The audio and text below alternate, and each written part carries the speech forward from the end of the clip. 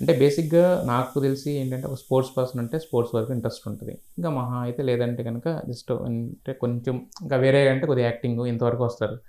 But మీరు ఒక sports personality కింద స్టార్ట్ చేసి ఫస్ట్ అసలు వండర్ కిడ్ అని చెప్పాలి మిమ్మల్ని. అప్పట్లో ఏంటంటే మీరు ఆ టైం ఏదైతే ఉందో ఆ టైంలో మీడియా ఇంత లేదు కాబట్టి మీరు జస్ట్ ఇప్పుడు అందరికి పరిచయం అయ్యారు. కానీ అప్పుడే ఉండుంటే యెస్. గనక మీ పేరు రికార్డుల వరకు వెళ్ళేది.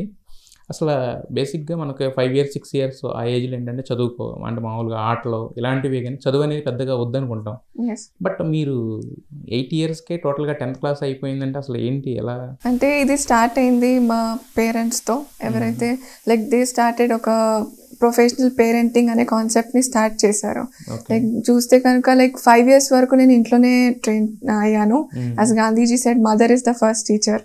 సో మా మదర్ ఇంట్లోనే ట్రైన్ చేసింది. దాని తర్వాత father as is an educationist 25 years టీచర్గా పనిచేశారు.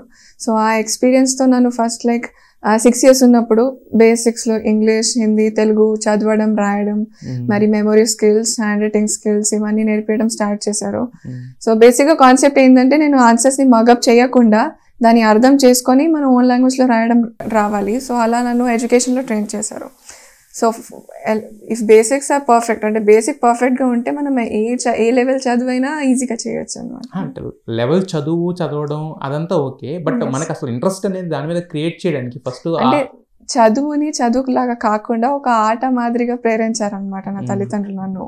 అంటే చదువు అంటే ప్రస్తుతం రోజుల్లో మనం చూడొచ్చు పిల్లలకి అది ఒక ఏదో బర్డన్ లాగా కానీ స్ట్రెస్ లాగా కానీ అనిపిస్తుంది. కానీ నాకు చిన్నప్పటి నుంచి చదువు అంటే అసలు చదువులా కాదు, ఒక ప్లేఫుల్ అట్మాస్ఫియర్లో ఆడుతూ పాడుతూ నన్ను చదివించారు. నేనే కాదు మా బ్రదర్ కూడా సేమ్ ఇలాగే చేశాడు కాబట్టి తను కూడా నాలాగే 8 ఇయర్స్లో 10th క్లియర్ చేశాడు. ఓకే. మీరు ఓన్లీ ఒక చదువు అంటే అనుకోవచ్చు, చదువు కాదు. మరి తర్వాత టేబుల్ టెన్నిస్ చూస్తే ఏకంగా సౌత్ ఏషియా రేంజ్లో మీరు ఛాంపియన్షిప్. పోనీ అక్కడ వరకు అంటే అది కాదు, మోటివేషనల్ స్పీకర్. పోనీ అక్కడ వరకు అంటే అది కాదు, మీరు 2 చేతులతో ఎట్ ఏ టైం రాస్తారు. అంతేనా? పోనీ అంతవరకేనా అంటే అది కూడా కాదు, 6 to 7 లాంగ్వేజెస్ అనర్గళంగా మాట్లాడతారు. వీటన్నిటితో పాటు కుకింగ్ కూడా అదరగొడతారు. మరి ఇన్ని ఎలా, దీని టైం ఎక్కడ వస్తుంది మీకు? స్కెడ్యూల్ ఎలా సెట్ చేసుకుంటారు ఇది అంతటికి? అంటే లైక్ చిన్నప్పటి నుంచి హోమ్ స్కూలింగ్ చేసాం కాబట్టి టైం ఎక్కువ దొరికింది. అంటే చదువుతో పాటు ఇవన్నీ ఎక్స్ట్రా యాక్టివిటీస్ చేయడానికి టైం దొరికింది. లైక్ ఇప్పుడు చూస్తేనైతే my schedule start at 5 in the morning. Morning 5కి షెడ్యూల్ స్టార్ట్ అవుతుంది. అండ్ దెన్ 5 to 7 ఫిట్నెస్ చేస్తాను, ఫిజికల్ ఫిట్నెస్. అంటే ఏ స్పోర్ట్స్ అయినా కానీ physical fitness is the basic thing అనమాట. So and after that 8 to 11 as I'm table tennis player. So on court session ఏదైతే ఉంది అది 8 to 11 అవుతుంది. అండ్ దెన్ 11 to 3 ఈ టైంలో నేను చదవడమే కానీ, అండ్ దెన్ 2 చేతులతో రాయడమే కానీ, అండ్ దెన్ మ్యూజిక్, సింగింగ్ కానీ ఇవన్నీ ప్రాక్టీస్ నేను చేసుకుంటాను. అండ్ ఎలాగైతే now I'm pursuing my PhD almost అయిపోవడానికి వచ్చింది. సో దాని గురించి ఏదైతే రీసెర్చ్ వర్క్ ఉండే అది నేను చేస్తాను అనమాట 11 to 3. అండ్ దెన్ 3 to 4 మళ్ళీ జిమ్కి వెళ్తాను మా మదర్తో. She is my fitness partner. So 3 to 4 gym చేశాక then again 4 to 7 I play table tennis. So అలా అంటే నా టైం ఎలా సెట్ చేస్తానంటే ఇప్పుడు ఎగ్జామ్స్ ఉన్నాయి అనుకోండి, so I give 70% to education and 30% to sports. But tournaments ఉన్నప్పుడు I give 70% to sports and then 30% to education. So అలా ఐ బ్యాలెన్స్. మీ డే స్టార్ట్ అయ్యేది 5 o'clock అన్నారు. మరి ఎప్పటి వరకు కంటిన్యూ, అంటే నైట్ ఏ టైం వరకు? మోస్ట్లీ అయితే రెగ్యులర్గా ఇట్ ఎండ్స్ ఎట్ 8.